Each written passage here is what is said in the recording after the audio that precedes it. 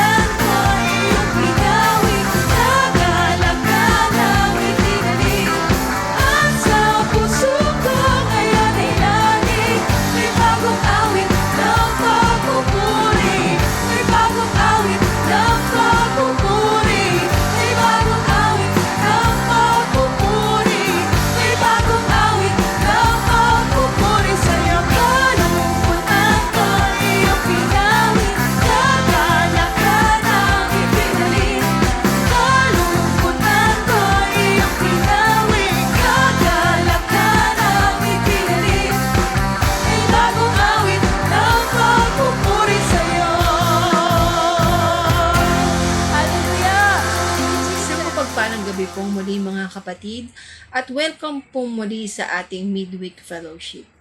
Salamat po sa Panginoon sa paglalaan niyo po ng oras at panahon sa ating gawain.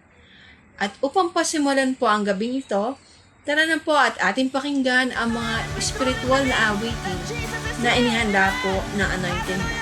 Muli po sa Panginoon po ang pinakamataas na papuri at pasasalamat. Hallelujah, Jesus. Hallelujah. Magpakailanman. Hallelujah. Oh, thank you, Jesus. Hallelujah, Lord. Buong lakas, buong sigla kaming magpupuri at magpapasalamat sa iyo. Hallelujah. Thank you, Lord. Papuri, pagsamba, tanging sa iyo lamang.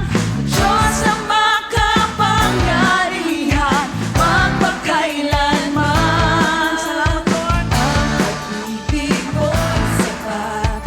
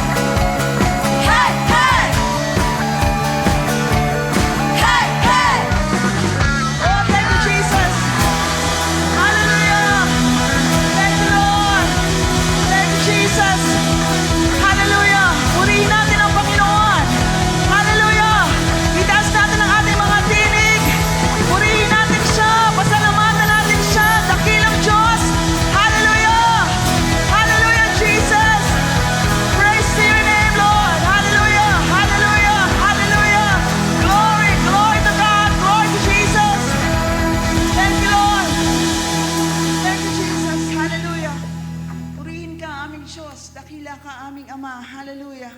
Hallelujah, hallelujah, hallelujah, Lord. Salamat aming Ama sa pagkakataong ito, Panginoon. Maraming salamat sa oras na ito, Lord Jesus, na muli mo kaming pinagtipon-tipon, Panginoon, upang sama-sama kaming magpuri, magpasalamat, sumamba sa iyo, Panginoong Yesus. Hallelujah.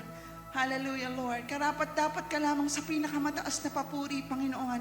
Kulang yung mga awit namin, Panginoon. Kulang yung mga pagsayaw namin, pagsigaw namin, Panginoon, upang ibalik yung pinakamataas na papuri sa iyo, Lord God. Hallelujah. Napakabuti mo, Panginoon. Napakabuti mo sa aming lahat, Lord. Di ka nagkukulang. Hindi ka nagbabago, Panginoon. Hindi mo kami pinababayaan, Lord Jesus. Salamat sa mga biyaya mo, Panginoon. Salamat sa pag-iingat mo. Salamat sa pag-ibig mo sa amin, Panginoong Yesus. Hindi man kami karapat-dapat, Panginoon. Alam namin, Lord God, we fall short of your glory, Lord Jesus.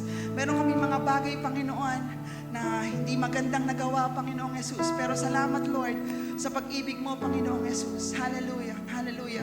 Patuloy mo kaming binabangon, Panginoon, kapag meron kaming mga pagsubok. Patuloy mo kaming inaaliw, Panginoon, kapag meron kaming mga problema, pagsubok, Panginoon, na pinagdadaanan. Kaya maraming salamat, Lord. Higit at sapat ang biyaya mo sa aming lahat, Panginoon. Hallelujah, hallelujah, hallelujah, Lord. Kaya hindi kami mapapagod magpasalamat. Hindi kami mapapagod magpatuloy sa pagpupuri sa inyo, Panginoon. Hallelujah. Dahil kailanman, Lord God, hindi ka napagod na i-bless kami, Panginoon. Hindi ka napagod na ibigin kami, Panginoong Jesus. Hallelujah. Hallelujah. Hallelujah. Ito lamang, Panginoon, yung pagpupuri namin, Panginoon, ang pwede namin ibalik, Lord Jesus, sa lahat ng kabutihan mo sa amin, Panginoong Jesus. Hallelujah. Hallelujah. Kaya, Lord, we take this privilege, Panginoon, na mapasalamatan ka. Hindi namin hahayaan na lumipas ang oras na ito, Panginoon, na hindi kami makapagsambit ng pasasalamat at parangal para sa inyo, Panginoon. Hallelujah, hallelujah. Dahil karapat-dapat ka sa pinakamataas na papuri, Panginoong Jesus. Thank you, Father God. Thank you, Jesus. Salamat sa mga pagsubok na aming napagtagumpayan, Panginoon. Salamat sa pangangailangan namin, Lord, na natugunan mo, Panginoong Jesus. Hallelujah, hallelujah. Kaya, Lord, sa oras na ito, sa pagkakataong ito, Panginoon, Lord, dinggin mo yung tinig naming lahat, Panginoon, na nagpupuri at tinataas ang pangalan mo, Panginoon. Hallelujah. Walang hanggang kami magpupuri, magpapasalamat, Panginoon, sa kadakilaan mo at sa kabutihan mo, Panginoon. Thank you, Jesus. Thank you, Lord. Hallelujah. Hallelujah. Lord, hear our praises, Panginoon. Dinggin mo yung tinig namin, Panginoong Jesus, sa oras na ito. And may it bring glory to your name, Panginoong Jesus. Hallelujah. Thank you, Lord. Thank you, Lord. Thank you, Jesus. Nais kong ika'y maranasan, kilos mo'y aking inasam, pagkat sa'yo ko lang natagpuan ang tunay na kagalakan. Nais kong ika'y maranasan,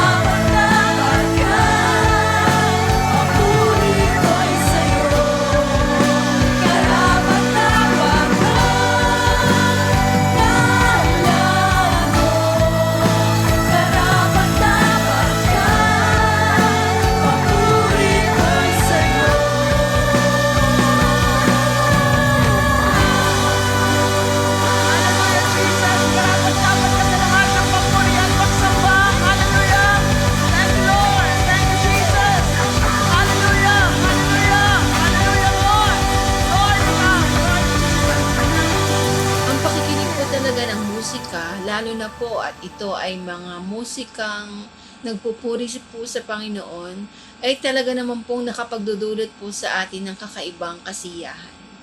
At tayo po ay dadako na sa pinakamahalagang parte ng ating gawain, ang pakikinig po ng mga salita ng Panginoon.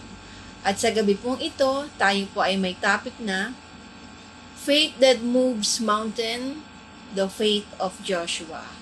At ito po ay pasisimula ng ating pastor, Pastor Antonio Cruz Jr. Palakpakan po muli natin ang Panginoong Jesus. Praise the Lord. Praise Jesus. Hallelujah. Hallelujah. Okay, so sa pagpapatuloy po natin, tayo po ng lahat ay manalangin. Aming Ama, kami po ay nagpupuri sa iyong patuloy. Sinasamba ka namin, pinasasalamatan ka namin sa oras na ito, Ama, na sa lahat ng mga ginawa mong kabutihan, pagpapala, pag-iingat sa aming lahat sa buong linggo, sa buong araw na ito, na naramdaman namin ang presensya mo, ang naramdaman namin ang kilos mo sa buhay namin. Maraming salamat, O Diyos. Dalangin namin, Ama, sa oras na ito ay patuloy na bigyan mo ang iyong tagapagsalita ng karunungan, ng mga tamang pananalita, tamang mga salita na makakatulong upang patuloy naming maintindihan ang mensahe na nais mong paratingin sa amin. At gayon din sa tulong ng Espiritu Santo, nihiling namin na siyang patuloy na ring tumulong sa aming lahat na magturo ng mga mensahe mo sa gabi na ito, na mas maunawaan namin at ito ay tumimo sa aming puso't isipan. Dalangin din namin, Lord, na nawa sa mga salitang ito na mapapakinggan namin ay maging inspirasyon, maging lakas ng aming pananampalataya, nang sa gayon ay patuloy kaming lumago sa aming spiritual journey, sa aming spiritual life, Lord, na maharap namin ang nais mong mga tahakin na nais mo naming daanan, Lord, na kung saan mo kami gustong ipahayo, nais mo kaming gamitin, Lord, na buong lakas ng loob, buong tapang, at buong katatagan ng pananampalataya ang may harap namin sa bawat pagsubok na harapin namin. Maraming salamat, O Diyos, at walang ibang mapupurihan kundi ang pangalang Hesus lamang. Ito ang aming dalangin. Amen and amen. Hallelujah. Maraming palakpakan po muli natin ang Panginoong Jesus. Ayan, so maraming salamat sa Lord sa muli sa pagkakataon nito, sa opportunity, okay, na patuloy ulit tayo makakapakinig ng salita ng Diyos. Okay, so again, blessed midweek sa ating lahat. Okay, so patuloy po tayo ngayon nandoon sa topic na Faith that Moves Mountains. Ayan. So, I hope doon sa mga tinalakay natin ng mga Bible characters, no, na naging inspirasyon sa atin sa pamagitan ng kanilang pananampalataya sa Diyos. Nawa sa gabi na ito ay patuloy na maging inspirasyon natin at maging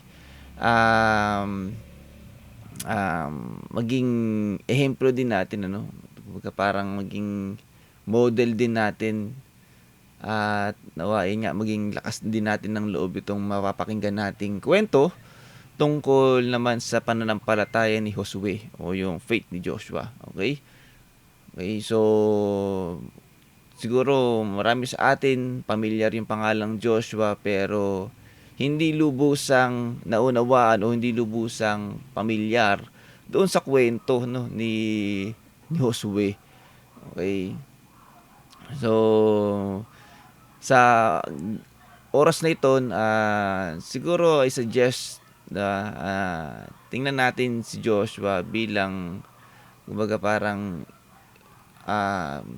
na tayo, no, na kumbaga parang tayo yung tumayo doon sa kanyang paa o doon sa kanyang sapatos, diba? Parang ganun.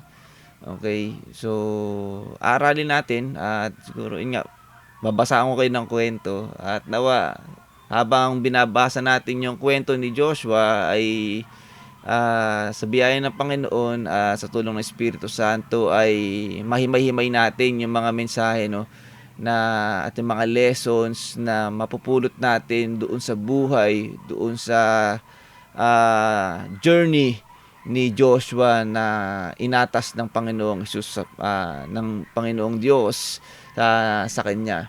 Okay? Okay. So simulan po natin syempre sa Josue chapter 1 verse 1 to 8. So ito pong mga babasahin natin, ano naman po kumbaga parang lahat po ito tungkol sa sa Book of Joshua, sa libro ni Josue, at pinili ko lang din po yung mga highlights, okay, na merong mga lessons na mapupulot tayo, okay. At kung gusto nating basahin ng buo, ayan. So, syempre, sa Book of Joshua, maganda po yung kwento nito. Nag-enjoy din akong aralin at basahin dahil maganda yung maganda yung parang escapade ba tawag doon, di ba? Parang ganoon. Okay. Tungkol din kasi sa mga mga may gera. Okay. Okay, so again, gaya na sabi ko kanina, tingnan natin si Joshua na parang tayo. Okay, so basahin po natin Josue chapter 1 verse 1 to 8. Pagkamatay ni Moises na lingkod ni Yahweh, sinabi ni Yahweh kay Josue na anak ni Nun o ni Nan, at lingkod ni Moises, patay na ang lingkod kong si Moises. Ngayoy humanda ka at ang buong Israel, at tumawid kayo sa ilog Jordan, patungo sa lupaing ibinibigay ko sa kanila. Gaya ng aking sinabi kay Moses, ibinigay ko na sa inyo ang lahat ng lupaing inyong mararating. Ito ang magiging hangganan ninyo. Sa hilaga ay ang kabundukan ng Lebanon, sa timog ay ang disyerto, sa silangan ang malaking ilog Euphrates, at sa kanluran mula sa lupain ng mga Heteo hanggang sa dagat Mediteraneo. Walang makakagapi sa inyo habang ikaw ay nabubuhay. Sasamahan kita gaya ng pagpapatnubay ko kay Moises. Hindi kita iiwan, ni hindi pababayaan man. Magpakatatag ka at lakasan mo ang iyong loob, sapagkat ikaw ang mamumuno sa bayang ito sa pagsakop nila sa lupaing ibibigay ko sa kanila, ayon sa aking pangako sa inyong mga ninuno. Basta't magpakatatag ka at lakasan mo ang iyong loob. Sundin mong mabuti ang buong kautusang ibinigay sa inyo ni Moises. Huwag kang susuway sa anumang nakasaad doon, at magtatagumpay ka saan ka man magpunta. Huwag mong kaliligtaang basahin ang aklat ng kautusan. Pagbulay-bulayan mo iyon araw at gabi upang matupad mo ang lahat ng nakasaad doon. Sa ganoon, magiging masagana at matagumpay ang iyong pamumuhay. Okay? So, si Joshua, okay, parang Joshua,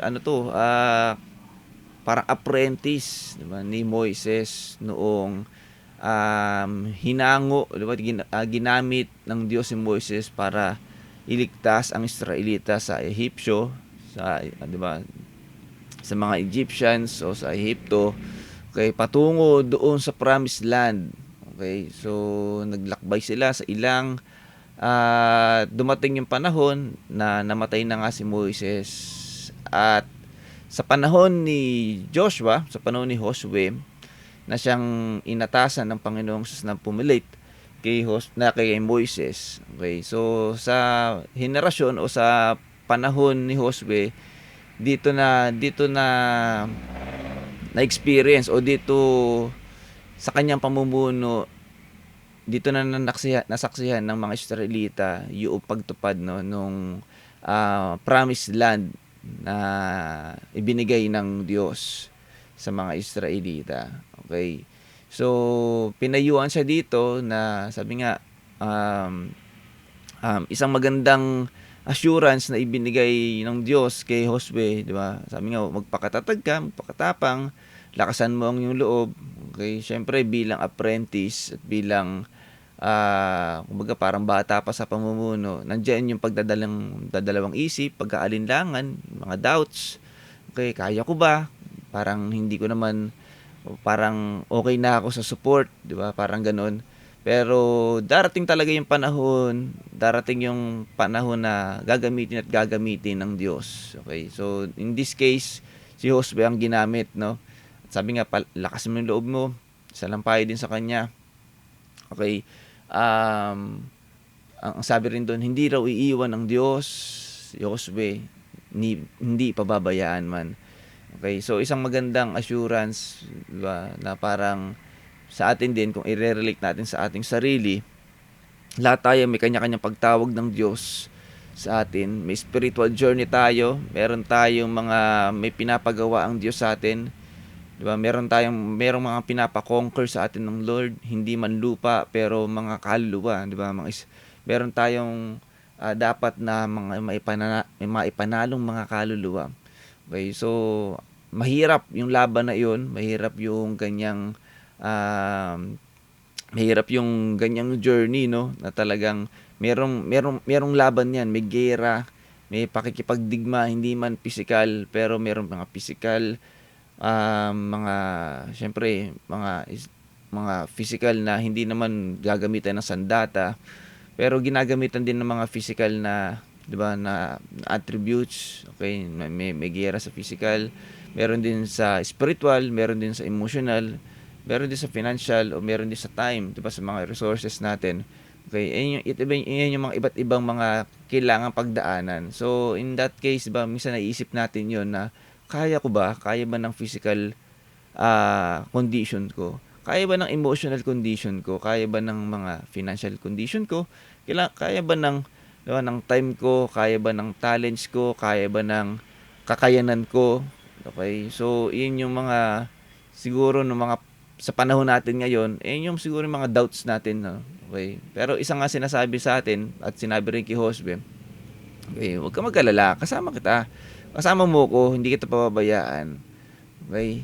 At ang huling payo nga lang dito, ay sabi nga, huwag kang susuway sa anumang nakasaad doon. Saan yun? Doon sa kautusan. So, nung panahon na yun, syempre, ang Torah, yun lamang yung batayan ng mga panahon nila Josue, panahon nila Moises, na panahon nila, kung batayan nila kung paano sila mamumuhay, di ba? So, yun yung pagsunod doon sa kautusan. Okay? So, nung panahon na yun. Pero sa panahon natin ngayon, since nandito na tayo sa bagong tipan, okay, ibang usapan na yan. So kumbaga, kung i-relate natin sa atin yung sitwasyon na ito, it's about, diba, living according to, or living Christ-likeness, diba? Mamuhay tayo tulad ni Kristo. So yun yung sinasabi dito, na mamuhay tayo by grace, mamuhay tayo tulad ni Kristo. At syempre, wag daw natin kakaligtaan. Laging natin napapakinggan yan, no? Yung Word of God, makapakinig, magbasa. Okay? Kasi nga, yan yung magiging, kumbaga, sabi nga, yan yung magiging puhunan natin sa ating pananampalataya. So, kung gusto natin lumakas yung pananampalataya natin, dyan nakabase yan. Okay? So, ito, yan, si Josue, okay, yan yung humalili kay Moises, na siyang nag-lead sa buong Israelita upang i-conquer yung mga lupaing itinalaga o ibinigay ng Diyos para sa mga Israelita. So, kalaban rito mga Canaanites, okay, mga taga-Canaan. Okay, so napakalaki ng lupain ng Canaan. O Canaan, maging Canaan tuloy. Canaan. Okay, so doon, yun yung promised land na kailangan din nilang i-conquer. Okay, so imagine yung grupo na ito kumpara doon sa i-conquer nilang lupa na malaki, 'di ba? Parang napaka-imposible din. Okay, pero tingnan natin, 'di ba, kung paano kumilos ang Diyos doon sa mga Israelita sa pamumuno ni Josue, no? Tingnan natin kung nagtagumpay ba o hindi. Okay? So sinimulan nila yung journey, nagpadala ng mga espiya sa Jericho, no? Ang mga Israelita. Okay, so isa sa mga, syempre, ginawa nila ay tingnan muna yung kung paano nila atakihin yung Jericho. Kasi dito sila nag-start na umatake. Okay, sa Jericho. So, nagpadala sila ng espiya. Okay.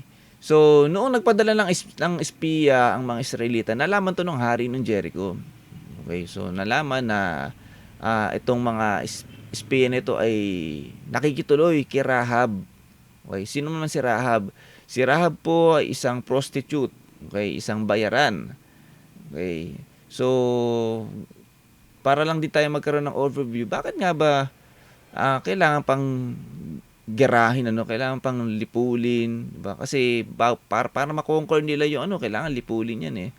So, yung mga nandito sa mga Canaan. Okay? So, yung mga pamumuhay kasi ng mga Canaanites, okay, mga taga-Canaan, lahat ng yan, ay talagang immorality sila namumuhay. Okay? So, since ang Diyos nga ay hindi nalulugod sa kasalanan, kaya nung panahon ng mga lumang tipan, talaga namang talaga nililipol ng Diyos. Kasi nga, ayaw ng Diyos ng kasalanan. Okay? Sabi nga rin sa kanyang salita, kabayaran ng kasalanan ay kamatayan. Okay? So, physical and also spiritual. Okay? So, nagkakaroon talaga ng paglilipol nung panahon ng lumang tipan. Kasi nga, hindi galit ang Diyos sa mga tao, bagkus galit ang Diyos dun sa kasalanan. At ayaw ng Diyos, 'di ba? Kaya nagkaroon ng mga gera-gera dito. Ayaw ng Diyos na kapag tumira na ang mga Israelita ay ma-adapt din nila yung mga gantong uri ng kasalanan. So, talagang nandyan yung paglipol. Nandyan nga yung, 'di ba, nangyari sa Sodom at Gomorrah. Okay? Kasi nga hindi nalulugod ang Diyos sa mga gantong uri ng kasalanan. Kaya nga ang gusto ngayon ng Diyos, 'di ba? 2-in-1 yan eh, 'di ba? Bukod doon sa Promised Land, kumbaga pag tumira na ang mga Israelita doon sa Promised Land, may tamang pamumuhay na doon. Kasi nga, kaya nga sinabi ng Diyos dito kay Josue, 'di ba? Na mamuhay kayo, huwag kayong susuway doon sa aral, 'di ba, ng kautusan. Okay? So, bago sila pahayuhin o bago sila papuntahin doon sa Promised Land, di ba, make sure ng Diyos na sila ay nakaayon, di ba, doon sa itinuturo ng tipan nila. Okay, nung Ark of yun nga, yung kautusan. Okay? So, yun yung isang mangyayari, no? Kaya nga dito si Rahab, isa tong prostitute kasi nga talamak doon sa Jericho, talamak doon sa Canaan, lahat ng mga gantong uri ng immoralidad. Okay? So, tingnan natin yung isang miracle na ginawa ng Diyos. Okay? So, nung nalaman noong mga hari na ang mga espiya ng Israelita ay nananahan o nakikituluyan kila Rahab, pinapunta ngayon doon, no? Hinahanap.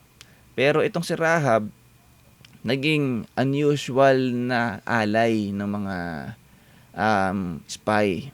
Okay? Na yan, kumbaga itinago. Hindi niya isinuplong yung mga espiya doon sa mga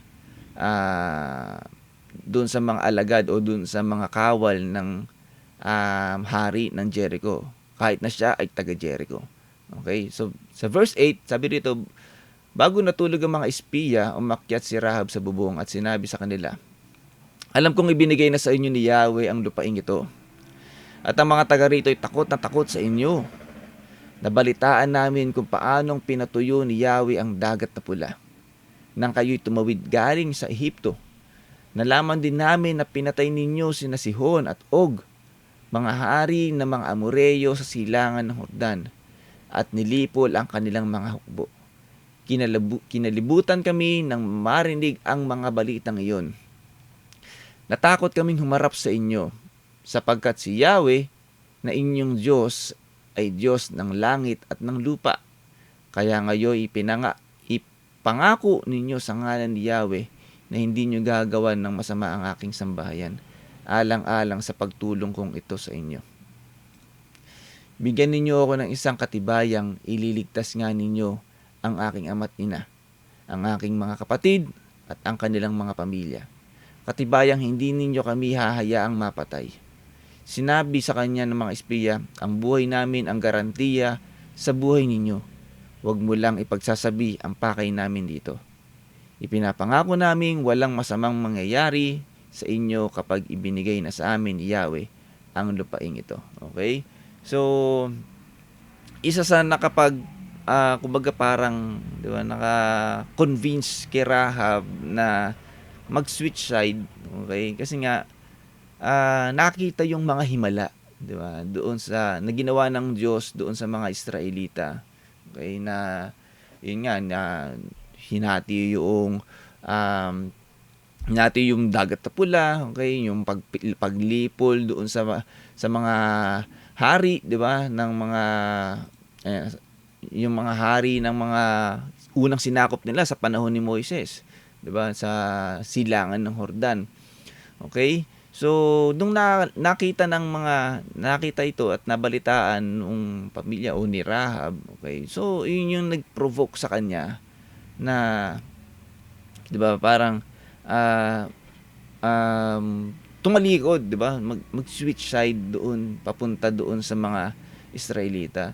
So, sa atin din, kung i-relate natin ito mga kapatid sa buhay natin, okay, lahat tayo ay mayroong mga himala na ginawa ang Diyos sa atin. Unang-una dyan, yung pagbabago ng buhay, okay, na ibinigay sa atin ng Diyos. Nandiyan din yung sa kabila ng maraming pagsubok na napapagtagumpayan natin yung mga pagsubok na iyan. Okay, yung nagkaroon tayo ng buhay na ganap at kasiyasiya ay isang pagpapala at isang magandang testimony. Okay? So, alam nyo, doon sa mga sa buhay natin bilang Kristiyano, okay, our lives, okay, yung buhay natin ay isang living testimony para sa marami. Okay? So, once na nalaman ng maraming tao na ikaw ay kay Kristo at nakita nila na iyon ang dahilan kung bakit pinagpapala ka, kung bakit may mga himala sa buhay mo, kung bakit pinagagaling ka, kung bakit ikaw ay iniingatan, diba, sa kabila ng tiyak na kapahamakan, okay, kapag nakikita yan, okay, nagkakaroon din ng chance, okay, o nakikita ng mga tao na buhay ang Diyos. Okay? Okay, so kahit na ang taong ito katulad ni Rahab ay alipin ng kasalanan, okay, may 'di ba, may chance, okay, o meron pa ring pag-asa na magkaroon ng kaligtasan. Okay, sa pamamagitan ng buhay, sa pamamagitan ng buhay ng mga Israelita kasi nakita nila kung nabuhay ang Diyos sa pamamagitan nila. So in that way, nung tinulungan niya ang mga espiya, nagkaroon siya ng assurance na si maliligtas. Sa buhay natin, isa lang tagapagligtas, and that is Jesus Christ. Okay? So, once na nakita ng tao sa buhay natin si Jesus Christ, iyon din makakapagligtas sa kanila. Regardless kung gaano pa kasama, kung gaano pa karumi, kung gaano pa, di ba, patapon ang buhay ng isang tao, palaging may pag-asa. Okay? Walang dami ng kasalanan na pwede nating sabihin na hindi na tayo maliligtas. Okay? Kahit gaano pang karamihan, kahit sandamakmak pa, kahit ikaw na makasalanang tao sa buong mundo, kayang-kaya po tayong patawarin ng Diyos sa pamamagitan ni Jesus Christ. Kayang-kaya po tayong ibigay o kayang-kaya po natin makamtan yung kaligtasan sa pamamagitan ng pananampalataya kay Jesus Christ. Amen. At makikita ng tao yan sa pamamagitan ng buhay ng bawat anak ng Diyos. Okay? So, napakalaki po ng gampanin natin, mga kapatid, sa ating spiritual journey. So, hindi lang po through preaching His Word, diba? Per se, diba? Parang kailangan mo agad na mag-preach. So, although we encourage everyone, pero sa pamamagitan lang din ng buhay natin na ipinapahayag ang kadakilaan ni Kristo, sa pamamagitan lang din ng buhay natin na ipinapahayag kung gaano kabuti ang Diyos. Okay, nakikita na ng tao yan. Isang testimony yan sa maraming tao at it can change people. Okay? It can change life. Okay? Yung sa buhay natin. Pwede tayong makapagpabago ng buhay because doon sa pagbabago ng buhay na ginawa ng Diyos sa atin. Amen? So, alam nyo, isang himala po ito, no? Pwede naman kasi si Rahab dito, isuplong na yung mga espiya eh. Di ba? Kasi kaaway nila to eh. Tagalabas tong mga Israelita eh. Okay? Pero dahil nakita nila yung kapangyarihan ng Diyos, di ba? Nakita nila yung kapangyarihan ng Diyos na kumikilos at kasama ng mga Israelita. Okay? Hindi na siya nanatili doon sa, hindi niya na tiningnan yung pita ng laman niya eh. Kasi pag sinakop kami nito, mawawala na yung, di ba, yung pita ng laman ko, hindi na mag-e-enjoy yung flesh ko. Okay? Okay? So, sabihin na natin, syempre, hindi naman, sabi nga, immoralidad yung nag-ahari sa mga, di ba, sa mga tao nun. Okay? So, hindi niya na tiningnan yun. Tiningnan niya yung kapangyarihan ng Diyos, di ba, na mga pwedeng makapagligtas ng kanyang buhay. Amen? Okay. So, after nito, noong sila po ay andyan na, so sabi, ito na isa na ginawa ng mga Israelita nung tumawid sila sa Ilog Jordan. Josue chapter 3 verse 9 to 10. At tinawag ni Josue ang mga tao at sinabi sa kanila, halika kayo at pakinggan ninyo ang pinapasabi ni Yahweh sa inyong Diyos, na inyong Diyos. Dito ninyo malalaman na kasama ninyo ang Diyos na buhay. Pagdating ninyo roon, lilipulin niya ang mga Kananeo, ang mga Heteo, ang mga Hivita, ang mga Perizeo, ang mga Gergeseo, ang mga Amoreo at ang mga Jebuseo. Sa pangunguna ng mga paring may dala ng kabanantipan, umalis ng kampo ang bayang Israel upang tumawid sa ilog. Malaki ang tubig ng Jordan sa panahon ng tag-ani. Okay, so malaki daw yung tubig, no? So, nang sumapit sa ilog Jordan ng mga paring may dala ng kabanantipan. So, nangunguna raw yung mga mga pari. Ibig sabihin, hindi yung mga soldiers eh. Okay? Kumbaga parang ito yung mga servants of the Lord, diba? Okay. Yung may mga hawak ng kabanantipan. So, sa panahon natin ngayon, syempre nandiyan yung nandiyan yung mga music ministry, diba? Nandiyan yung mga naglilingkod, nandiyan yung mga nangunguna sa paglilingkod sa Panginoong Hesus. Okay? So nanguna daw 'yon. So nung nang sumapit sa Ilog Jordan ang mga paring may dala ng kabanantipan, tumigil ang pag-agos ng tubig. At ang tubig ay natipon sa tapat ng bayan ng Adam, lunsod na nasa tabi ng Saritan.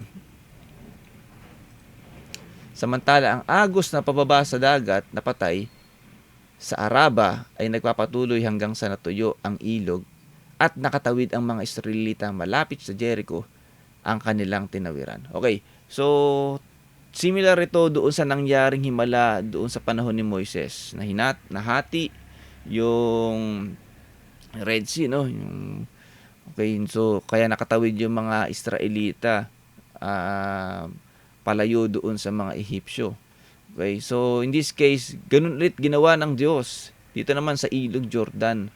Okay, so nung tumawid ngayon yung mga pari na may bitbit ng kabanantipan, nahati din. Okay, yung Ilog Jordan. So doon sa dinadaan nila natuyo, pero yung kaliwa, yung kanan, di ba, patuloy na umaagos yan.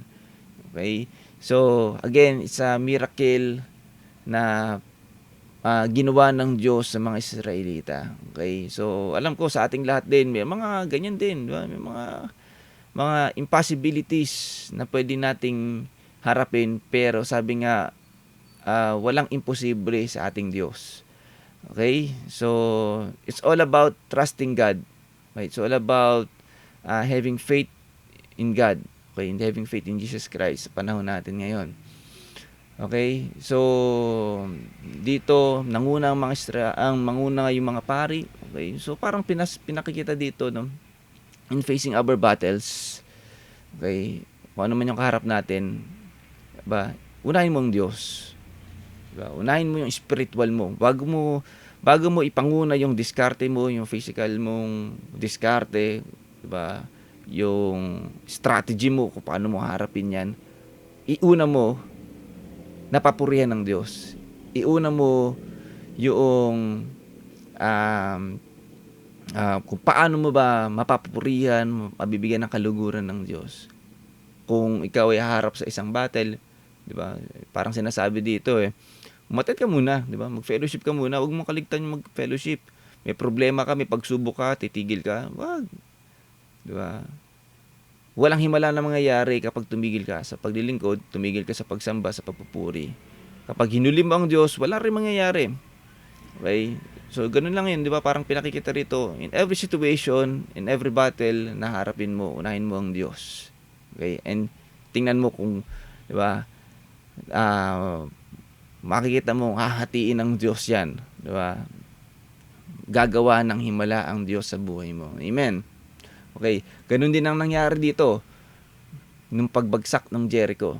Okay.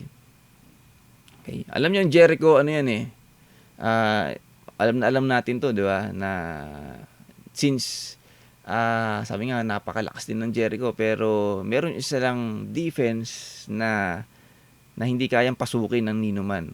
Okay? Ayun yung kaya sikat yan, yung Wall of Jericho.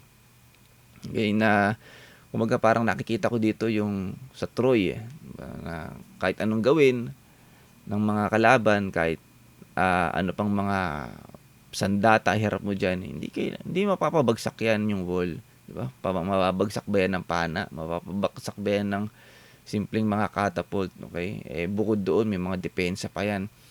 Okay, so napakahirap pabagsakin ng Wall of Jericho. Yan yung primary defense ng Jericho, no? Okay.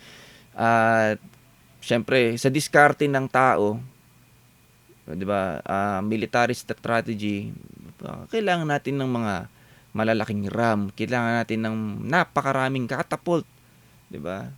'Di ba? Na long range, na malalaking bato ang ilalagay natin diyan para magiba yung pader, okay? Pero iba ang diskarte ng Diyos. Iba ang pinagawa sa kanya ng Diyos. Josue chapter 6 verse 1 to 5. Isinara ang mga pintuan ng Jericho upang huwag makapasok ang mga Israelita. Ipinagbawal na lumabas o pumasok ang sinuman. Sinabi ni Yahweh kay Josue, pakinggan mo ito. Ibinigay ko na sa iyong mga kamay ang Jericho. Amen. So, napakagandang assurance, di ba? Parang sinasabi, binigay ko na sa inyo yung victory. Okay? Tagumpay ka na dito. Huwag mo na tingnan kung ikaw ba ay outnumbered, kung ikaw ba ay may kakayanan, kung kaya mo bang i-penetrate yung wall. Okay? So, binigyan ng agad ng assurance. Di ba? Ng Diyos, si Josue, na ibinigay ko na sa iyo mga kamay ang Jericho. Parang gano'n, no? Regalo na. Upang sakupin ito at gapiin ang kanyang hari at magigiting na kawal. Ikaw at ang iyong mga kawal ay liligid sa palibot ng Jericho, minsan isang araw sa loob ng 6 na araw. Pauunahin mo sa kaba ng tipan ang 7 paring may dalang mga trompeta na yari sa sungay. Again, una ulit, di ba, yung mga lingkod ng tipan, lingkod ng Diyos. Okay, yun ang una, no? So, imagine, paano natin gagapiin yung Jericho? Yung kung sandata nga hindi natin kaya. Mas mangunguna pa mga pare, di ba? Parang kahibangan sa mata ng tao. Okay? Pero, since ito ay utos ng Diyos at bilang Josue, okay, na ito rin dapat yung maging attitude natin, na dapat nating sundin. Okay. Siguro sasabihin natin, napakadali naman din kasing sabihin kasi nung panahon na to, nung panahon ni Josue, nakakausap niya ang Diyos. Diba? Parang ganoon Diba? Parang binibigyan tayo ng assurance. Mga kapatid, hindi man natin naririnig, diba, literal ang tinig ng Diyos. Okay. Pero may sinasabi pa rin sa atin ng Diyos. Maraming pangako ang sinasabi sa atin ng Diyos. Pero, di ba, kung minsan, or madalas, di ba, hindi natin pinapakinggan. Hindi natin sinasampalatayanan. Hindi natin hinahawakan. Di ba? Hindi natin pinanghahawakan. Sinasabi na sa atin, hindi kita iyon, hindi pababayaan man. Hindi naman natin pinanghahawakan. pagkaharap na natin ng pagsubok, harap na natin yung mga obstacles, nalulungkot pa rin tayo. Nangangamba pa rin tayo. Okay? Parang tayo din si Josue, ibinigay na sa atin yung katagumpayan. Okay? Kaya nga sinasabi ng Diyos, magalak kayong lagi sa Panginoon. Okay? Kasi at the end of the day, after ng pagsubok na yan, victorious ka. Okay? So tanong, in every battle na hinaharap natin, nagdidiwang ba tayo? Okay, nagpupuri ba tayo sa Diyos? Kasi ang pagpupuri natin sa Diyos, it's an act of faith na dinedeclare natin na tagumpay tayo. Pinapupurihan natin ng Diyos kasi ibinigay na sa atin ang katagumpayan. Amen. So ganun ba yung attitude natin? Okay? Mamaya makikita natin ganun yung naging attitude nila Josue. Okay? So, again, dito nanguna yung mga pari. Sa atin din, dapat in every situation, in every battle, unahin natin ng Diyos. Okay? Huwag natin pangunahan ng sariling diskarte natin. Verse 5, pagkarinig ninyo ng isang malakas na mahabang tunog ng tambuli. Okay. Dumuna tayo. Sa ikapatong araw, 7 beses kayong liligid sa lungsod at hihipan ng mga pari ang dala nilang trumpeta. Pagkarinig ninyo ng isang malakas at mahabang tunog ng tambuli, lahat kayo ubod lakas na sisigaw. Sa sandaling iyon, babagsak ang mga pader ng lungsod. Okay? At walang sagabal na makakapasok doon ang lahat. So, yun yung pinapagawa sa kanya ng Diyos. Okay? So, after 7 days, liligid. Okay? No? So, after ng 7 ikot, magtotrumpeta sila at lahat sila isisigaw. Okay? Ito maganda, dun sa verse 16. Sa ikapitong libot, nung ginawa na nila ito, hinipan ng mga pari ang mga trumpeta at inutos ni Josue sa mga tao, sumigaw na kayo sapagkat ibinigay na sa inyo ni Yahweh ang lungsod. Amen? So dito pinakikita sa atin, parang diba, sumigaw na kayo. Okay? Panalo na tayo, pero hindi pa bumabagsak yung wall. Sumigaw na kayo, pero hindi pa sila nakaka-penetrate. Di ba? Parang, ito yung dahilan Sumigaw na kayo sapagkat ibinigay na sa inyo ni Yahweh ang lungsod. Kumbaga parang, ang ganda ng sigaw siguro na dito, Parang victory chant. Di ba? Parang mga victorious na mga sigaw. Di ba? Na isang pagpupuri, isang pagpapasalamat. Okay? Kahit hindi pa nila nakikita na bumabagsak yung wall. Ito yung naging hugot nila dun sa pagsigaw nila. Parang, thank you Lord. Diba? Praise God. Tagumpay tayo. Pero hindi pa bumabagsak yung wall. Okay. Pero after, di ba, nung sumigaw sila, bumagsak ang wall. Okay. Lahat yan, tagiba ang wall. Okay. Sa miracle, mga kapatid, isang hindi kayang gawin ng tao, pero nagawa ng Diyos. So after nung bumagsak yung wall, nakapenetrate sila sa loob, nalipol nila ang buong Jericho. Okay? So sa atin din mga kapatid, okay, kahit wala pa yung katagumpayan, di ba? Kaya sabi ko, may pangako ang Diyos magala kayong lagi sa Panginoon. Okay. So every time ba nang mayroon tayong battle, dapat, di ba, yung pagpupuri natin, we're declaring, di ba? Nagpapasalamat na tayo sa Lord. Victorious ako. Nagpapasalamat na tayo sa Lord. Di ba? Na panalo ako sa laban na ito. Ibinigay na sa akin ang panalo. Amen. So, di ba, parang isang inspirasyon na dapat din nating matutunan dito sa nangyari kila Josue. Okay? Na hindi pala dapat tayo nung parang namumroblema. Although, kasama yan. Emotional yan Okay? Pero kailangan natin paglabanan. Faith nga Diba? And faith, diba? Kasunod niyan, yung gawa. Diba? Sabi nga, patayang pananampalatayang walang kalakip na gawa.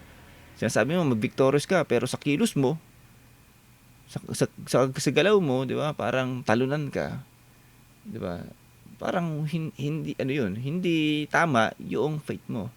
Okay, so ganun po kalalim ang pananampalataya mga kapatid. Okay, so hindi lang po itong simpleng bagay. Okay, talagang living by faith, kailangan talaga nating anong tawag dito? Kailangan nating palakasin ng palakasin. Okay? So, napakaganda nung nangyari dito. Wala pa yung katagumpayan, pero klinin na nila, natagumpay sila. Amen. Palakpakan nga po natin ng Panginoon. Hallelujah. Okay. So, dito may paalala din sa atin. Ang epekto naman ng ginawa ni Achan. So, si Achan, isa rin po itong Israelita. Okay. So, mali yung ginawa niya dito eh. So, tingnan po natin, Josue chapter 7 verse 1. Ngunit nilabag ng Israel ang utos ni Yahweh na huwag kukuha sa Jericho ng mga bagay na ipinawawasak ni Yahweh bilang handog sa kanya. Si Achan na anak ni Carmi, apo ni Zabdi, at apo sa tuhod ni Zerah, mula sa lipi ni Huda, ay kumuha ng ilang bagay na ipinagbabawal kunin kahit nagalit sa kanila si Yahweh. Okay?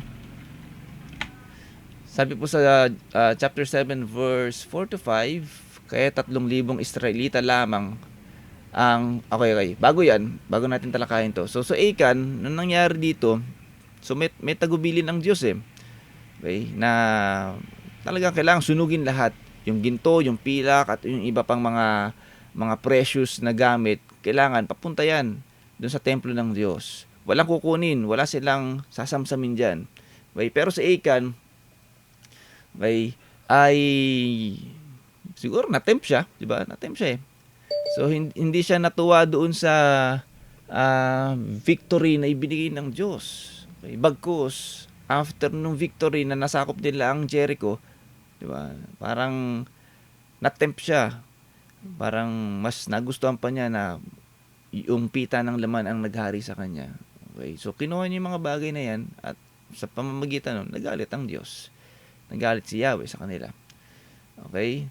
So, kaya noong isang consequence na nangyari dito, noong lulusubin na nila yung lungsod ng Ai, okay, ito pong lungsod ng Ai, mas mahina ito compared sa Jericho. Kaya nga, ang sabi dito, 3,000 Israelita lang sumalakay, pinasalakay ni Josue. Kasi nga, hindi siya ganun kalakas. Hindi yung full force ang pinadala. Okay, so, pero, sabi nga dito sa verse 4, kaya 3,000 Israelita lang ang sumalakay sa Ai, ngunit sila ay naitaboy ng mga taga roon. Natalo sila. Hinabo sila buhat sa pintuan ng lungsod hanggang sa tibagan ng bato. 36 ang napatay sa kanila nang sila umatras pababa ng bundok. Kaya natakot sila at nasiraan ng loob. So, dun sa pagkatalo na yan, nagkaroon sila, although parang 36 lang yung napatay sa kanila, pero nagdulot ito ng takot. Nagdulot ito ng discourage sa kanilang lahat na parang hindi nila kaya. Okay, nagkaroon na naman discouragement. Okay? Imagine, napabagsak na nila ni Jericho, tapos dahil napatayan lang sila ng 36, iba yung naging effect sa kanila. Okay? So, alam nyo, kuminsan sa atin din, sa buhay natin, diba, parang every time na binibigay ng Diyos yung victory sa atin, yung katagumpayan, may mga answered prayers tayo. Kuminsan, after nun, ang mas naghahari ulit, di ba? Yung pita ng laman natin, yung kagustuhan ng laman natin, ang nagiging Panginoon natin ulit, yung sarili natin. Okay? So, nakakalimutan na nating sundin kung ano yung sinasabi ng Diyos. Okay? Nung sa panahon yung sa kay Achan, walang kukunin, pero kinuha niya yung sarili niya. Sa atin, sa panahon natin ngayon, halimbawa, parang meron tayong mga answered prayers, diba? Niling natin, Lord, maglilingkod ako sa iyo, bigyan mo lang akong trabaho. Okay, binigay yung trabaho. After nun, diba, nalulung tayo sa trabaho, nakalimutan natin ng Diyos. Okay, kung i-relate natin sa buhay natin ngayon, ano? Okay, so, nung after niyan, diba, syempre, sa bawat ginagawa natin, lagi may consequence, mga kapatid. Okay? Hindi dahil hindi tayo mahal ng Diyos, pero dahil yan sa gawa natin. Okay? Dahil yan, dito nga, dahil nilabag ni Achan yung utos ng Diyos, diyan, nung nalaman ni Josue yan, nagpatira pa sila eh. Humingi ng tawad at itinama, no? So, si Achan ay pinarusahan ng mga Israelita sa pamumuhay ni Josue. Okay? So, after nun, di ba, pinatawad sila ng Diyos. So sa atin din, syempre huwag tayong magtaka mga kapatid kung doon sa desisyon na ginagawa natin, di ba? Kumbaga parang may desisyon tayo na nalalayo tayo sa Diyos, at doon sa mga susunod na chapter ng buhay natin ay nagfe-fail tayo. Tingnan natin, baka naging akan tayo sa buhay natin. Naging akan tayo. Okay? Di ba?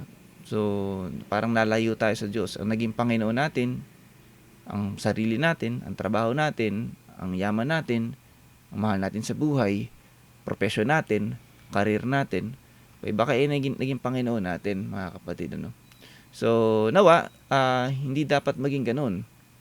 Okay, kaya ang sabi ng Diyos dito sa kila Josue, huwag niyong pababayaan na baka sunod kayo sa akin, di ba? So, ganun din sa atin. Huwag natin pababayaan yung pagiging lingkod natin ng Panginoon. Yung pagiging lingkod natin ng Diyos. Importante po yan. Okay? So, ito yung naging consequence. Natalo sila. Pero, sabi nga, bukod sa ang Diyos ay isang makatarungan Diyos, ang Diyos din po ay isang magpapagpatawad na Diyos.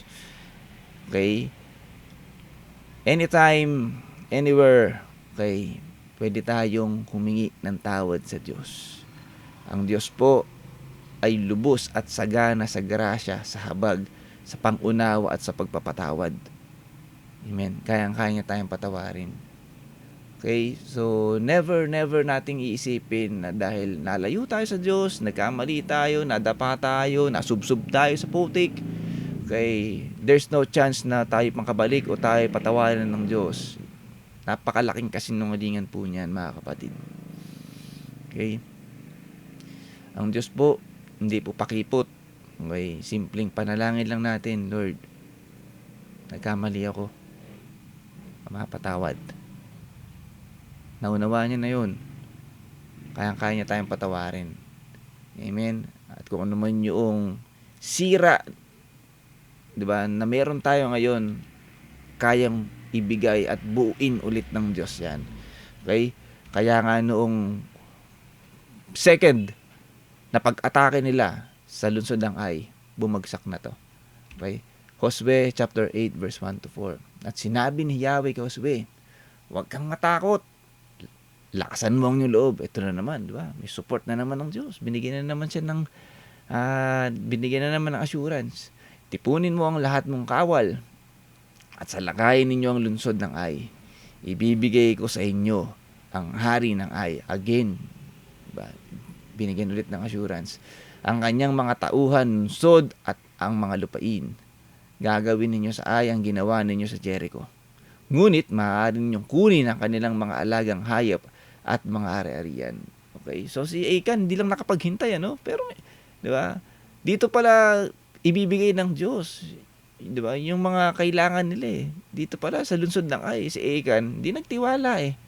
Nagmadali. Okay? Ang plano ng Diyos sa lungsod ng Ai, nyo pwedeng gawin yan. Okay? Di ba? Parang minsan, madaling-madali tayo sa buhay, di ba? Parang tayo ay laging nangunguna yung mga diskarte natin. Hindi natin pinagtitiwalaan yung plano ng Diyos. Plano rin pala ng Diyos yan eh. Okay? Nagmadali lang si Achan. Minsan nagmamadali lang tayo. Kaya nadadapa rin tayo eh. Okay? So, dito pala, yun na yung gusto ng Diyos. Sige, kuhanin nyo na. Maaari nyo nang kunin ng kanilang mga alagang hayop at mga ari-arian. Maganda kayo at salakayin ninyo ang lungsod buhat sa likuran. Inihandangan ni Josue ang lahat niyang kawal upang salakayin ng Ai. Pumili siya ng 30,000 magigiting na kawal at kinagabihay pinalabas ng kampo. Ganito ang tagupilin sa kanila. Magtago kayo sa dakong likuran ng lungsod. At sa di kalayuan, himanda kayong sumalakay sa anumang oras. Okay, so mahaba pa yan. Hindi ko na rin, So basahin na lang natin kung gusto natin mabuo yung storya. Pero dito, ang pinagkalooban sila ng Diyos ng isang strategy, okay, na makakapagpabagsak sa lungsod ng Ai. Okay, so parang parang nagpapain yung yung front army doon sa Ai para ilumabas yung kawal. Kumbaga parang nagpapatalo sila sa una para sundan sila ng mga kawal. Pero hindi alam ng mga kawal ng Ai, meron kawal ang Israelita sa likod. Okay? Na pag lumabas na yon, clear ng sakupin ngayon yung lungsod, defenseless na. So ngayon, naipit ngayon yung kawal. So hindi nila alam kung saan sila aatake, babalik ba sa lungsod o tuloy ang atake dun sa ano. So sa pamamagitan nun, na-defeat nila yung mga kawal ng Ai at nasakop nila ng tuluyan. Amen. So nagpatuloy na dito yung mga yung escapade nila, 'di ba? Yung kanilang journey na sakupin ang buong Canaan, 'di ba? Yung mga lupain, kuhain nila yung lupain na itinalaga ng Diyos sa kanila. Okay, so meron din dito isang maganda ring mga himala din ang ginawa ang Diyos. Okay? Ito yung mga imposible pero nangyari. Okay? Hindi dahil magaling si Josue, okay? Pero dahil siya po, mga kapatid, ay may pananampalataya sa Diyos. At ang Diyos na sinasampalatayanan niya ay kayang gumawa ng mga imposible. Amen? Dito po, tumigil ang araw at ang buwan. So habang umaatake kasi sila, okay, syempre, parang may mga momentum yan. So parang siguro kulang sila dun sa panahon. Okay? Na parang kakailanganin nila yung araw, diba? Para ma-defeat nila yung isang kalaban nila dito at kailangan din nila ng gabi, okay? Para naman hindi rin maging stagnant naman yung isang kampo, no? Okay. So sabi rito sa verse 12 to 14 ng chapter 8, noong araw na ang mga Israelita ay pinagtagumpay ni Yahweh laban sa mga Amoreyo, nakipag-usap si Josue kay Yahweh. Ito ang sinabi niya na narinig ng buong bayan. Huminto ka, araw, sa tapat ng Gibeon, at ikaw rin, buwan, sa libis ng Ayalon.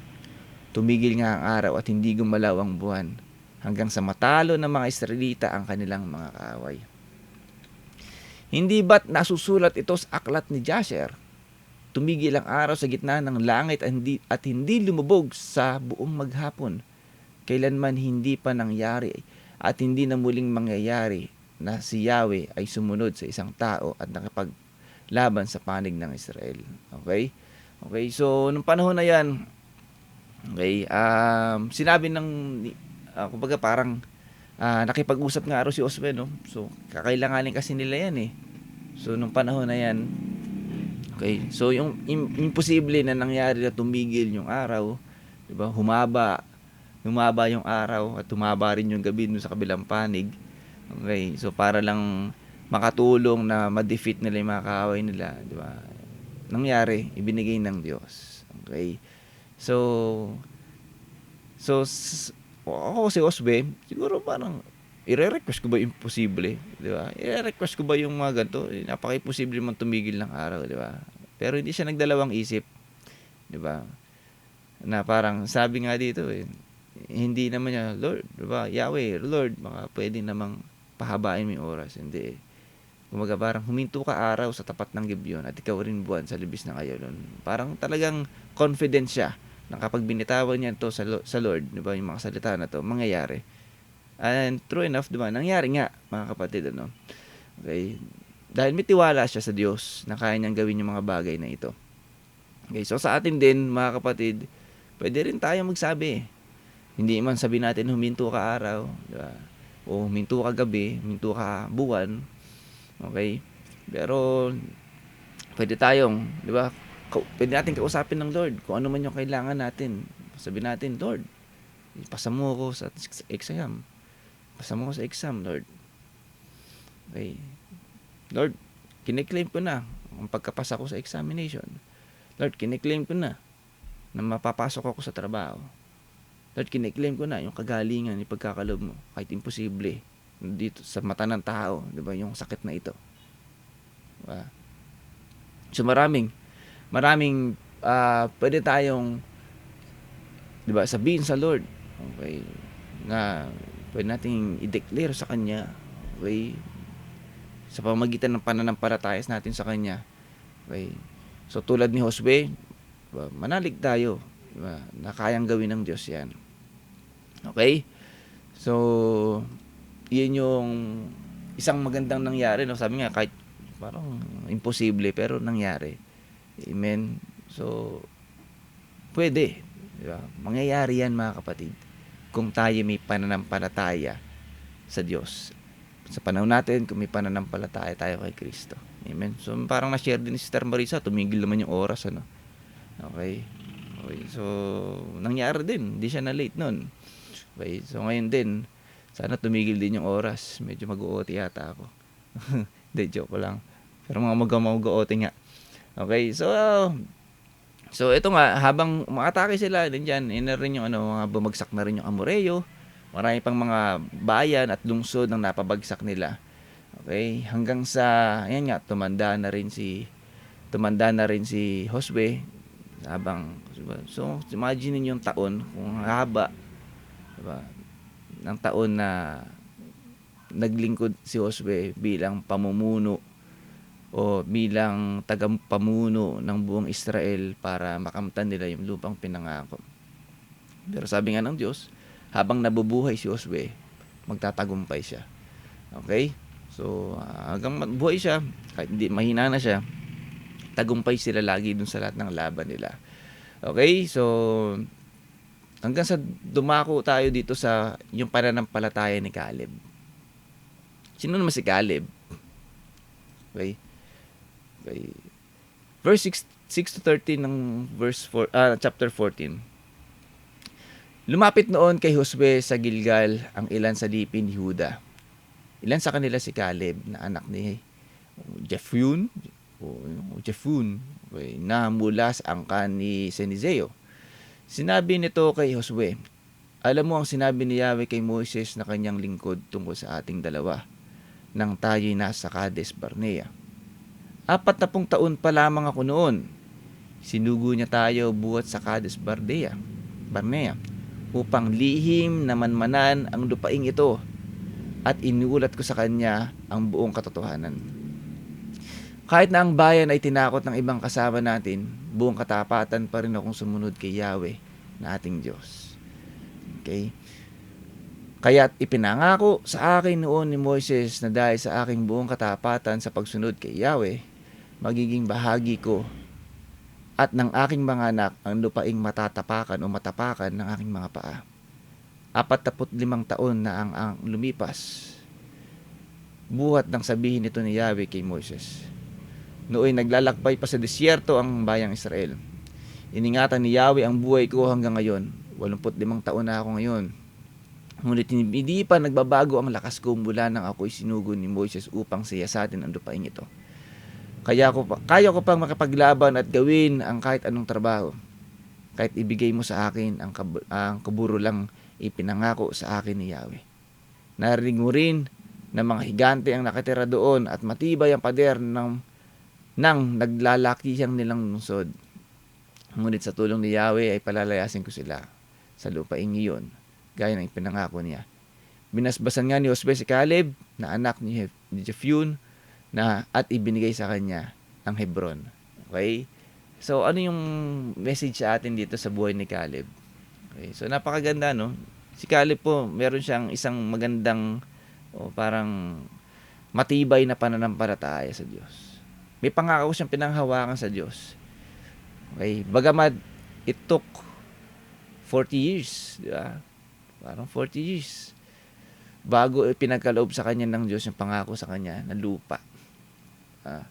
Hindi siya natinag dun sa pananampalataya niya. Patuloy siya naglingkod. Di ba? Hindi katulad ni Achan. Di ba? Si Achan di ba? Naging gahaman agad Natukso agad ng yaman Kaya napahamak siya. Pero si Caleb, ito sana yung mga tularan natin mga kapatid. Okay? Bagamat hindi pa ngayon, mahaba pa yung panahon. Pwedeng bukas, susunod na taon, 3 years, 4 years. Okay? Parang isipin natin, ang tagal naman ibigay ng Lord, 'di ba? Yung pangarap, 'di ba, na itinaas ko sa kanya. Tagal naman ibigay ng Lord yung pangako niya sa akin. Okay? So, bagaman matagal mga kapatid, sabi nga sa Habakuk, it will surely come. Okay? Tatagan natin yung pananampalataya natin. Patuloy tayong maglingkod. So, wag tayong maging katulad ni Achan, 'di ba? Okay? Na ganun yung ginawa niya. So, sa life journey natin o sa spiritual journey natin, Kung meron man tayong mga prayers sa Panginoon, okay, manatili tayong tapat sa Lord. Manatili tayong nananampalataya sa Kanya. Manatili tayong maglingkod kahit nauugod-ugod pa. Okay? So, hindi man sa panahon natin, o hindi man sa panahon mo, sa henerasyon mo, makakatiyak tayo, ipagkakalob din ng Diyos yan. Katulad na nangyari kay Moises, ipinagkalob sa kanya yung lupang pinangako. Pero hindi naman niya nasaksiyan yan. Diba? Sa physical eyes niya, kinamatayan niya yan. Pero tapat ang Diyos. Diba? Tapat ang Diyos. Pinagkaloob din. Diba? Ipagkakaloob ng Diyos yan sa kanila, yung lupang pinangako sa panahon ni Josue. Sa atin din mga kapatid. Okay, tatagan natin yung pananampalataya natin. Huwag tayong magmadali. Huwag tayong mainip. Kung ano man yung mga pangako na hinahantay natin sa Diyos, mangyayari yan. Diba? Tapat ang Diyos. Yun yung panghawakan natin. Tapat ang Diyos. Mabuti ang Diyos. Dakila ang Diyos. Okay? Ang kailangan natin gawin, diba? Magtiwala tayo sa Kanya. Siya ang mas nakakaalam ng plano. Siya ang mas nakakaalam noong mas makakabuti sa atin. Hindi yung sarili natin, mga kapatid. Pagtiwalaan natin yan. Amen. Kahit gaano pa katagal yan, diba? Kailangan nating pagtiwalaan ng Diyos. At tulad ng ginawa ni Yahweh, tulad ng ginawa ng Diyos sa bansang Israel, okay, ibinigay ng Diyos sa bansang Israel yung lupang ipinangako. Okay? So hanggang sa naghati-hati na sila sa 12 tribes of Israel, pinaghati-hati na yung mga lupa na yan. Okay? So binigay na yan sa mga 12 anak, 'di ba, ni Jacob. Okay, so inhati-hati na yung mga yan. So, kumbaga nga parang mission fulfilled, di ba? Accomplished, okay? Naibigay sa kanila. Sa tahaba-haba ng panahon, di ba? Ibinigay sa kanila yan. Kaya nga tagubili na lang sa atin. Sa atin ngayon, so ito na po yung last natin, mga kapatid. Ang pangako ng pagsunod sa Diyos. So, nawa, and sa susunod na mababasa natin, maging reminder sa atin ito, mga kapatid, na tapat ang Diyos sa atin. Josue chapter 24 verse 1 to 15. Tinipon ni Josue sa Shechem ang lahat ng lipi ng Israel. So tinipon niya lahat yan. Kasi dito, matanda na si Josue. Lapit na siyang mamatay. Pinapunta niya roon ang matatandang namumuno, mga tagapangasiwa, ang mga hukom at mga opisyal ng Israel, at sila'y humarap sa Diyos. Sinabi niya, ito ang pinapasabi sa inyo ni Yahweh, ang Diyos ng Israel. Noong una, ang inyong mga ninuno ay nininirahan sa kabila ng ilog Euphrates. Isa sa mga ito, si Terah, na ama ni Abraham at ni Nahor. Sumamba sila sa mga Diyos-Diyosan. Tinawag ko si Abraham buhat sa lupain ngayon at dinala ko siya at pinatnubayan sa buong lupain ng Canaan. Pinarami ko ang lahing nagmula sa kanya. Ibinigay ko sa kanya si Isaac, at kay Isaac ibinigay ko si Jacob at si Esau. Ibinigay ko kay Esau ang kaburulan ng Seir bilang bahagi niya. Ngunit kay Jacob at ang kanyang mga anak ay nagpunta sa Ehipto. Isinugo ko si Moises at si Aaron, at sa pamamagitan ng mga salot ay pinahirapan ko ang mga Ehipsyo. Pagkatapos ay inilabas ko kayo roon.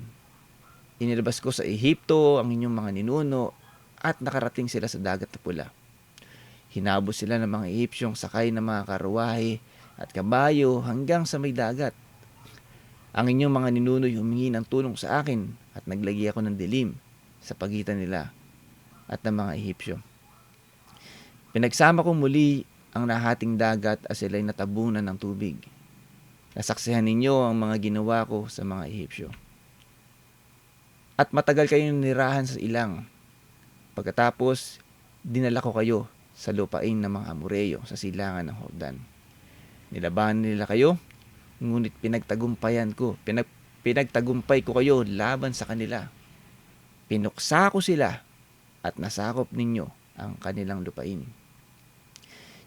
Nilabanan kayo ng hari ng Moab na si Balak na anak ni Zippor at isinugo niya si Balaam na anak ni Beor upang sumpain kayo. Ngunit hindi ko hinayaang gawin ni Balaam yon. Sa halip, pinagpala niya ako. Sa ganoon, iniligtas ko kayo sa kamay ni Balak. Tumawid kayo sa Jordan at nakarating sa Jericho.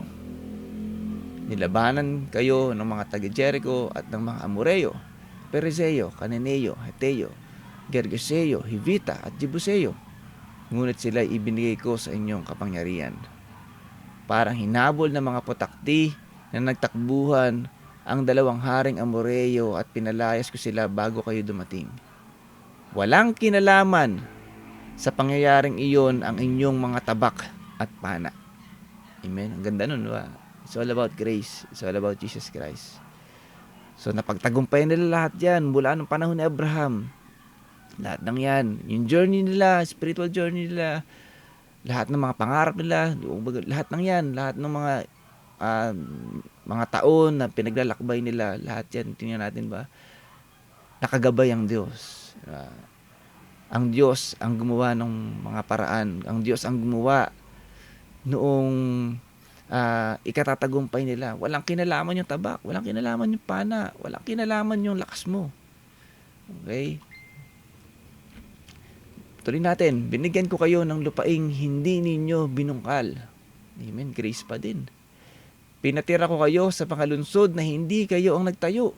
Grace again. Kumain kayo ngayon ng ubas at olibo na galing sa mga punong hindi kayo ang nagtanim. Again, grace. Diba? Ang Diyos ulit. Kaya ngayon, sambahin ninyo si Yahweh at paglingkuran ninyo siya ng buong puso at katapatan. Alisin ninyo ang mga Diyos ang dating sinasamba ng inyong mga ninuno sa Mesopotamia at sa Ehipto. Si Yahweh lamang ang inyong paglingkuran. At kung ayaw ninyo maglingkod kay Yahweh, pumili kayo ngayon kung sino ang inyong paglilingkuran. Ang mga Diyos na pinaglilingkuran ng inyong mga ninuno sa Mesopotamia o ang Diyos ng mga Amoreo na sinasamba dito sa lupaing inyong tinitirhan. Ngunit para sa akin at sa aking sambahayan, kay Yahweh kami maglilingkod. Amen. So alam nyo, dito ko mas na-appreciate yung verse na to. Yung as for me and my house, we will serve the Lord. Mas dito ko na-appreciate yung hugot, diba? Na talagang from Abraham, diba? Nung journey naman mula kay Abraham, kay Isaac, kay Jacob, at yung story, yung mga pinagdaan nila sa Ehipto, diba? Hinabol sila sa ilang, diba? At yung pakikidagdag nga nila sa panahon ni Josue sa mga Amoreo para makuha nila at makamit nila yung promised land. Diba? Napakabuti ng Lord dahil, diba, lahat ng yon gawa ng Lord lahat ng yon naka-supervise ang Lord. Hindi nila kayang gawin yan kung hindi sa tulong ng Diyos. Amen. Alam nyo na, sabi ko nga, super relate ako sa story ni Josue. Parang, oo nga no, Lord, parang, minsan talagang nagdududa, mayroong mga pagdududang ganyan. Lord, kaya ko ba? Diba? Kaya ko bang pamunuan ng pamilya ko? Kaya ko bang pamunuan ng lingkod? Kaya ko bang, diba? At the same time, katrabaho pa, parang hindi ko kaya. Parang napakahirap, no? Okay, so, parang, alam mo yun, hindi parang, pero, salamat sa Lord, parang, nung binabasa ko to, unti-unti, nag-flashback sa akin, oo nga, no? Ang Lord pala lahat pala ng gumawa nun, walang kinalaman sa akin.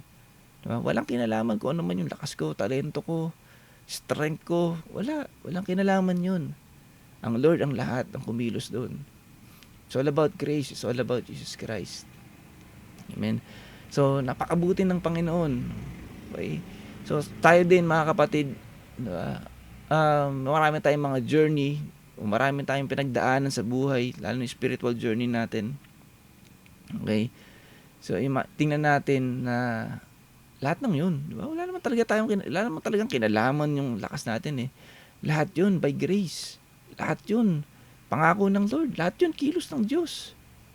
Amen. Kung nasa saan tayo ngayon, Kung ano katatayuan natin sa buhay ngayon, it's all about grace. It's all about Jesus Christ. Sa biyaya niya yan. Okay? So, sino tayo ngayon? Diba?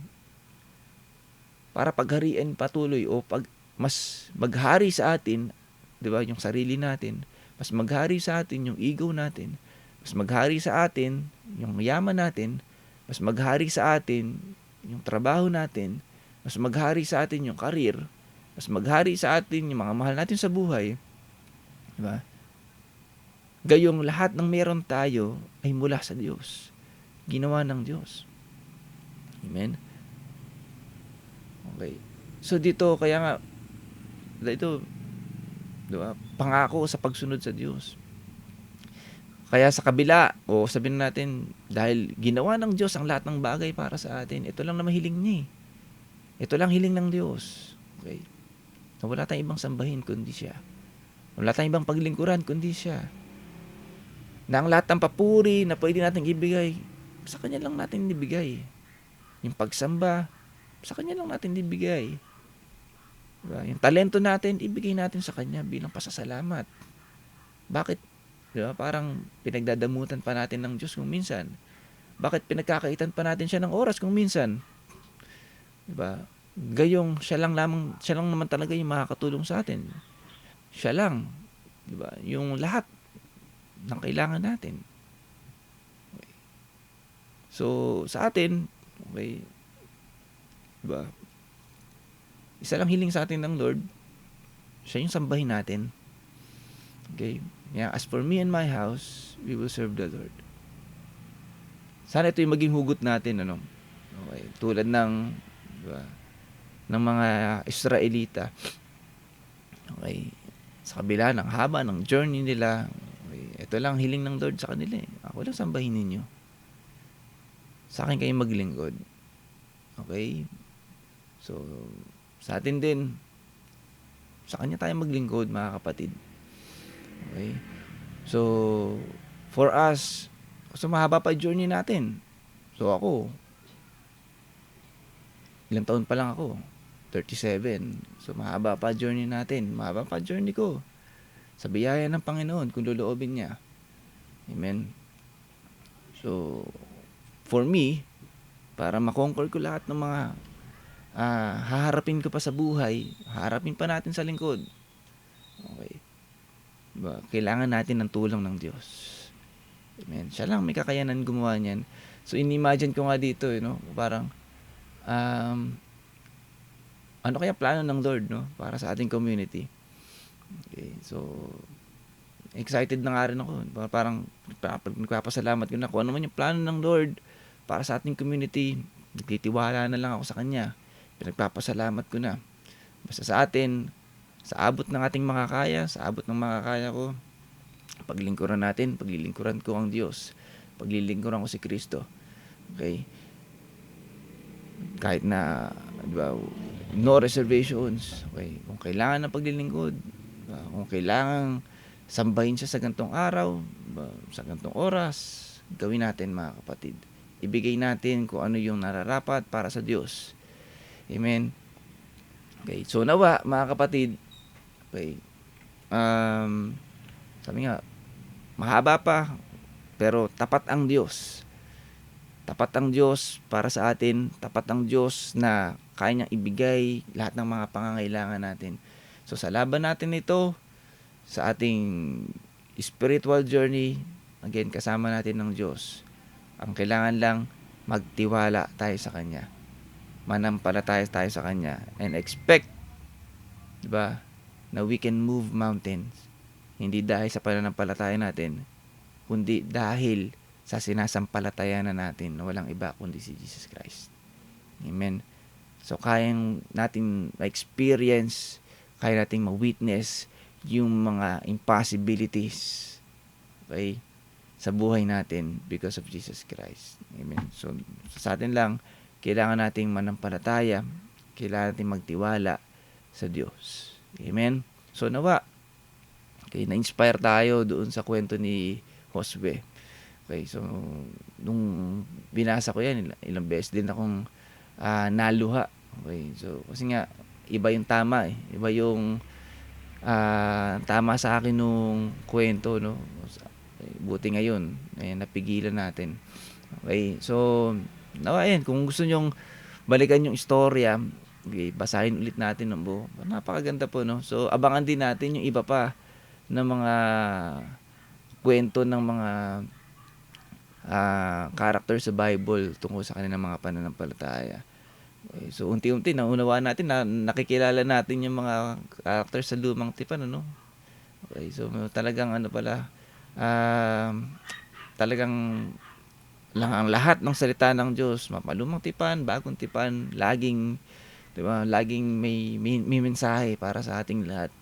Mayroong dulot na lakas ng loob, lakas ng ating pananampalataya. Amen. So, muli, maraming salamat sa Panginoong Hesus sa kanyang mabiyayang mensahe para sa ating lahat. Tayo manalangin, naming Ama, maraming salamat, Lord, sa mensahe mo na pinagkaloob sa amin. At Lord, dalangin namin patuloy na kaming lahat, Lord, ay patuloy mong hubugin, patuloy mong ayusin na kami mga puso, patuloy mong itong ilaan para sa iyo lamang, sa iyong kalooban. At nawa sa buhay namin, Lord, na patuloy kaming sumunod sa kalooban mo, patuloy kaming bigyan mo kami ng lakas at desire na patuloy na sumunod sa iyong kalooban, patuloy na maghari ang salita mo sa aming buhay, na siyang magiging gabay namin sa aming paglalakbay dito sa mundong ito. Lord, gamitin mo kami patuloy, bigyan mo kami ng lakas, katatagan, katapangan, sa aming spiritual journey, kung saan mo kami nais na dalhin, nais pagawa sa amin, sa aming paghayo, Panginoong Hesus. Alam namin na kasama ka namin, Lord, at lagi mong paalala sa amin yan, Lord, na maging dulot ito ng aming lakas ng loob sa bawat paghayo namin. Dalangin ko din, Panginoong Hesus, ang kalakasan, kalusugan, financial blessing, physical blessing, resources nila, Lord, sa lahat ng mga humahayo sa aming community. Pagpalain mo sila sa lahat ng mga aspeto ng kanilang buhay. Maraming salamat, Lord, sa kalakasan na pinagkakaloob mo sa kanila sa bawat paghayo. Aming Ama, maraming salamat din, Lord, sa lahat ng pagpapalan na pinagkaloob mo sa amin lahat sa gabi na ito, Lord. At patuloy, Lord, na dinededicate namin ang buhay namin, ang talento namin, ang lahat ng nasa amin, Lord, na inaalay namin para sa iyo lamang. Gamitin mo para sa iyong kaluwalhatian, sa iyong kaluguran. Ito ang aming dalangin, naming Ama, at ang lahat ng pasasalamat at pagsambat kapurihan ay tanging sa iyo lamang. Ito ang dalangin namin sa pangalan ni Jesus. Amen and amen. Muli, palain po tayo ng Panginoon at maging pagpapala tayo sa bawat isa.